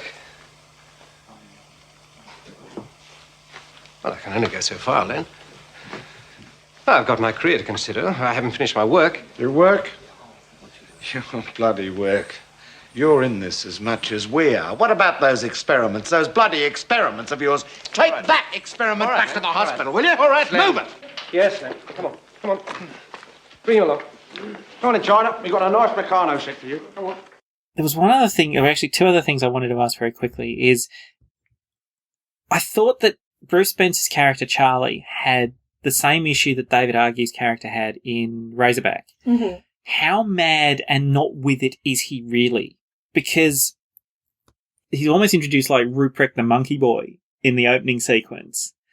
And then there's a point where he says, "G'day," in this incredibly clear way when he's walking the hood down the street. to the blacksmith, by the way. And can I say how awesome it is that there's a car there blacksmith? is a blacksmith, yes. But he then lowers the hood and goes, "G'day." And it's this really, I know exactly what I'm saying, delivery. And then when he's arguing his case after he's killed the priest, there's no kind of sort of delivery. He's saying, you know, I mean... Well, I never did nothing wrong. I never did nothing wrong. Never did nothing I wasn't supposed to. But it's not really delivered in a way that seems really uber crazy. It's just, this is the thing. So I was curious about that. He's not very bright, but he's not sort of sub-capable. No. Does someone reference him at one point as like a veggie? Is An he experiment. A veggie? He's an experiment. Yeah. It's in, go back to the hospital with your experiments, take this one with you. Gesturing to Charlie. Okay, yeah. So it could be that he hasn't been taught a lot, doesn't know a lot, but he is at least smart enough to know that he's getting a raw deal out of this. If he has been experimented on, maybe that wasn't what the desired outcome was. Maybe he was supposed to be... Maybe he's better than he was. Yeah. Or maybe they were trying to make a blunt instrument. They could just point at cars and make them crash, and it's like, oh, he's not supposed to be asking questions. Yeah, yeah. And the other thing I really was aware of was the very last shot in the film as he's driving away. It is lit exactly like an uber creepy thing. It's like it's even a half face lit, maybe even slightly less, of the classic kind of evil villain through a car on Arthur's face. And he's got a grin after all the violence, but it's this really happy, I can drive again grin. And it could have been creepy. It could have been him, I am now a completely psychotic person and my brain is broke. But then his entire character throughout does seem to have some kind of developmental delay. There's a word I can't say, apparently, because of my own. Yeah. I mean, he's shy and retiring to a fault, a literal fault, yeah. Sure.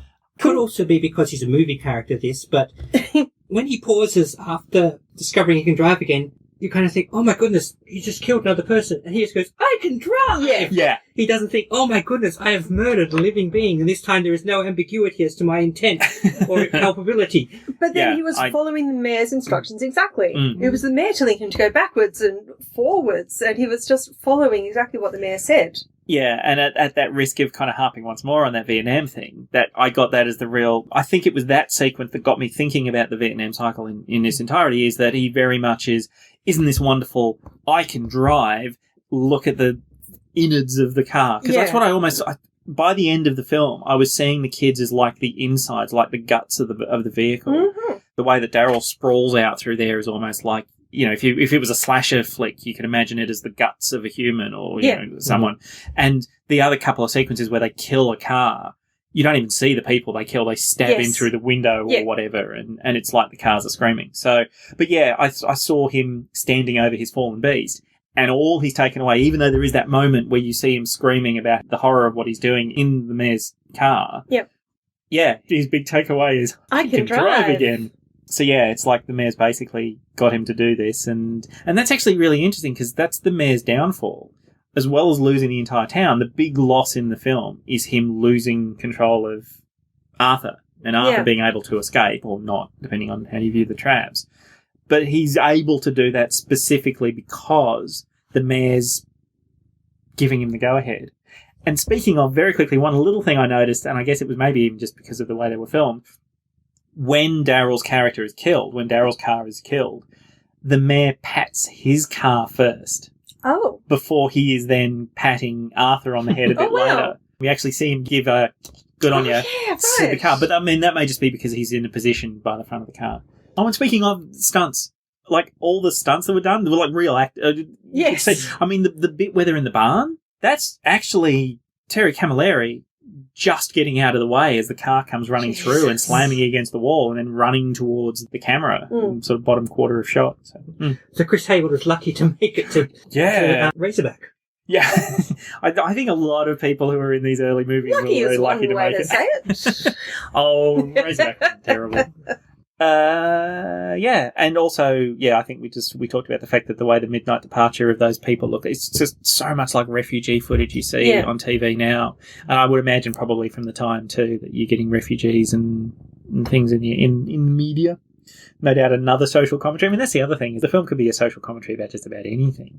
Yeah. Probably not in a bad way. Maybe that was what it was intended. We did budget last time. I think we said it was $250,000 to make. We don't have any figures on the... I couldn't find any box office figures either, except for not high. No, yeah. Probably made back $250,000 though. Yeah, so as an exploitation... eventually.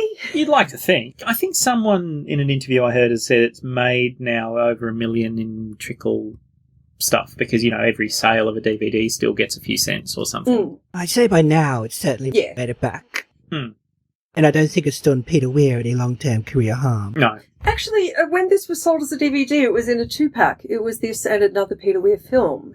Yes. What Peter Weir film goes with this one? Cause... Oh, he doesn't go. No. No, I remember someone actually lamenting this, that apparently it's currently easier to get a full version of this, because the current version is a Criterion Collection one, which means that there's a bunch of additional features and things in the American release, but we don't have that here in Australia. That sucks. Yeah, I can't remember who it was that it was released with, but yeah, it was basically a double feature with something. Can't remember. Good story, though. Yeah. Glad I sounded it. When you think of Peter Weir and who he became and pretty much any other film he's done, it just doesn't fit. No. And it's interesting because the next film after this was Picnic at Hanging Rock, which bizarrely is a much more dreamlike movie, but has a much clearer storyline progression in it, I think, than this, which is the individual shots are very, here is some real stuff that's happening. I don't think there's even any dream sequences or anything in this, are there? There's not. There are flash. No, it's not like the surrealism of... Yeah, no one's firing flares over the hills in the middle of the night. Not that I recall. I think there's a couple of flashbacks and things, isn't there, to certain sequences when he goes and investigates. When he's doing his own crash investigation. When he goes up the road to when Arthur did this, when he goes up the road. You would do that, wouldn't you? If you're in a car crash, you'd wander up to see where you were when... Well, they did in Fast and Furious. That well-known documentary, yes, absolutely. I couldn't agree more. And did you take from that, so he swore that he saw lights on the road. Yes. Did you take from that he is then satisfied that the mirror is what caused the lights? Yes and no. I think it was the mirror and a person. Oh, no, sorry, no. I know because in the actual film you see the headlights come on. But do you think Arthur convinced himself that what he saw was the reflection of the headlights through the mirror? I think he took or that he still suspected? Thinking that there was human involvement. Okay, cool. But he can't put his finger on anything like that. No, yeah, and that does seem to be very much the Wicker Man part of it, which is that he, all the way through, he just knows something's wrong, but he doesn't know what. And I can't remember what line he uses in the Aussie version when he's talking to the Reverend, but in the American dub, he very clearly says, I think I know what's wrong. There's much more exposition in The Cars That Eat People. Well, it's a much shorter film. It is, yeah. And he really there's got sequences where they cut to what was silence in our version, has got him saying more stuff about how I think there's some stuff going on in town and whatever, and he sort of confronts the mayor at one point. But in the Aussie version, I don't know. But in the American version, when he's talking to the Reverend, he's like, you've got to help me. It's a matter of life or death. Oh, Whereas right. I think in the Aussie version, he just says, we need to talk. Or, yeah, can I talk to you? Can I talk to you? And he doesn't even explain any suspicions. No. Yeah. It's very hair trigger for whoever overheard that and then decided to off the Reverend, because going to a priest and saying, I'd like to talk to you about something, it's not that unusual. No. Yeah, and I mean, as we said, the Christine chasing through the hills part afterwards suggests that the mayor at least knows that there's some real problems. And that's, of course, that's the reason he wants him to be his son, move in, is so that he can control him. He says, you're part of the family now, and the first thing family does is family doesn't talk to priests. Family doesn't talk to outsiders, but priest does add an extra level of creepy. Well, when he actually says, an outsider, like, oh, I don't know, the Reverend, to pick a random example. Yeah. So, yeah, he does keep bringing Arthur back in line, doesn't he? Yeah. Like a wayward child. Cool. Then, all in all, gang, what did we think of The Cars That Ate Paris? I actually, having thought about it and having accepted a couple of, I won't say shortfalls, but the ways that it was filmed, I'm actually going to give this 4 VW spikes out of 5. I really liked it. I think it was very different to the film it was marketed as. But watching it, you can see all these films that came after it. You can watch this and then say, oh, that looks like that scene in Mad Max. That looks like whatever else. But when you're watching it, you're not seeing where it came from, what its influences were. So I think that's a really good statement to the movie. So that it's given more than it took. I think I go to 3.5 because it has at least for me, it could be more cohesive. thing we talked about, that some things start and don't quite play out. Yeah. I've reassessed because of that. That bugged me. In fact, when I first started watching, I think my first comment I was going to write down was, "This is such a mess." And then it was only after I began to think about it, I'm like, maybe that's what they were going for. So Yeah. Yeah, I think mess would be more than, I wouldn't say mess. No. But it could have used some brushing up or tightening around those edges. So yes. 3.5 questionable pieces of garden furniture. Oh, God. Oh, and I will say that the one thing that I did notice about this was that they did demolish the frontage of the hall twice. You know how sometimes you actually see an action scene and they do the same kick like 3 times because it's done. They drove through it and then nothing happened for a while. A bunch of other stuff happened and then they drove through it again. Yeah. We're just hoping we're all too excited in the moment to do such things. But I will say for a first film, Peter Weir hitting the ground with this. Yeah. Absolutely. Impressive. Very impressive. Mm-hmm. Is he still working? Yeah, absolutely. Yeah, I don't know what he's doing now. I know that the McElroys, that they've sort of gone into retirement. But Peter Weir's still involved. And while Callum does a spot of research, we'll just take a moment to tell you what's coming up next month. Next month we'll be going out almost on Halloween, and so we'll bring something a bit spooky to you. It is the almost lost classic, Outback Vampires. The one thing we forgot to mention. Yes. The one thing we forgot to mention, because I made a smartass comment last time that we'll have to have a bingo card of various animals. That after Razorback there were kangaroos and there was... The V-dub was meant to be an echidna. Oh, of course. That makes perfect sense. But of course, this one was staunchly not that. There were no emus, there were no kangaroos, there was no anything until John Mallion's college war cry, or whatever the hell he called it. Because holy crap, what was with that? It was like they'd suddenly remembered that they were an Australian film, and they then had to just rapid fire every Aussie every Aussie word they could think of. Yes. It was like he was doing the audiobook of the kids' big picture book of Australian animals. It's amazing. And it's not just animals, there's places. I mean, he starts with Woomera. Yeah, he starts with Woomera a couple of times.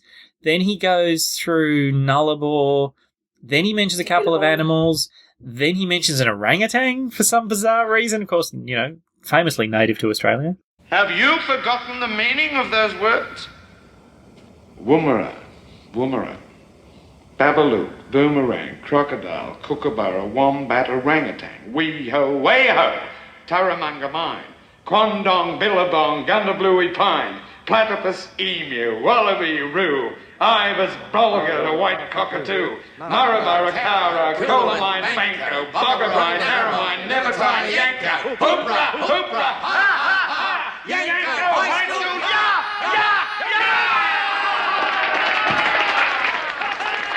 It's like he's trying to wake up the Winter Soldier. Yeah.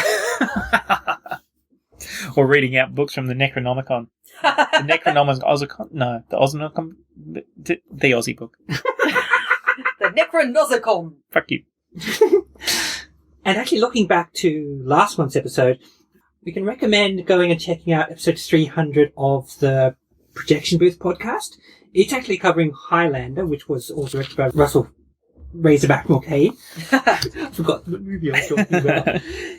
Yeah, Highlander, also directed by Russell Mulcahy, and there is an interview with him in the episode in which he does actually talk about Razorback for a while. So, cool. If you want to learn more straight from the director's mouth, that's a thing to check out. And Bruce Spence is interviewed in the Projection Booth. I believe it was episode 311. Something similar, I think. Something along those lines. Maybe we'll have interviews one day.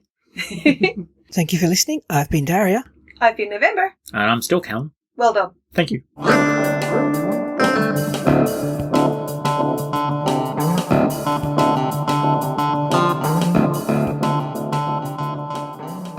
Thank you for listening to November, Callum and Daria on Podsploitation. You can find the show on your podcatcher of choice, contact us on Facebook, on Twitter or Instagram as @Podsploitation, or by email to podsploitation@gmail.com. If you'd like to support the show, donations can be made at paypal.me/podsploitation. Theme music is Creation Time by Kilo Cats.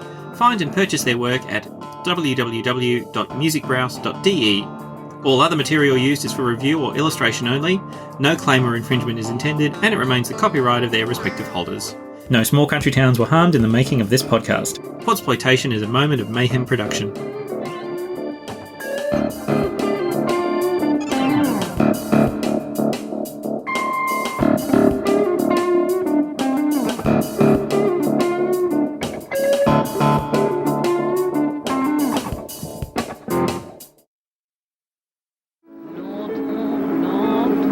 that's the end of my story. Incredible, huh? A whole town living off car crashes. My brother George is dead and buried in Paris. But I can drive again.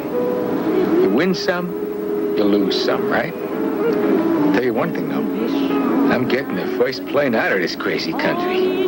It's goodbye, Australia. Brooklyn, here I come.